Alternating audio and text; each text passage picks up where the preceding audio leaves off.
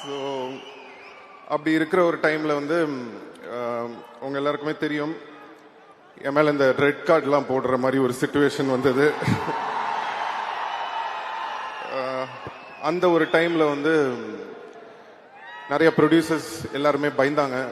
இவரை வச்சு படம் பண்ணணுமா, எதுக்கு, தேவையா, ஏதாவது பிரச்சனை வந்துட போகுது அப்படின்னு. அந்த நேரத்தில் படம் இல்லை, டைரக்டர்ஸ் யாருமே என்கிட்ட வரல.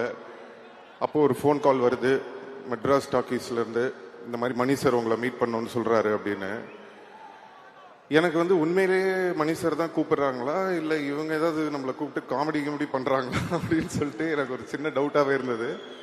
போனதுக்கப்புறம் மணி சாரை பார்த்துட்டு சார் கிட்ட கேட்டேன், சார் உண்மையிலேயே நீங்க தான் கூப்பிட்டீங்களா இல்லை இவங்களா என்னை கூப்பிட்டுட்டாங்களான்னு. இல்லை நான் தான் கூப்பிட்டேன்னு சொன்னாரு. எனக்கு என்னன்னா, அந்த நேரத்தில் யாருமே என்னை வச்சு படம் பண்றதுக்கு எல்லாருமே பயப்படும் போது பயப்படாம தைரியமா இந்த பையனை நம்பி நம்ம இந்த படத்துல எடுக்கலான்னு ஒரு நம்பிக்கை வச்சு என்ன கூப்பிட்டீங்களா சார், என்னைக்கும் மறக்க மாட்டேன் Mani sir. Thank you so much sir.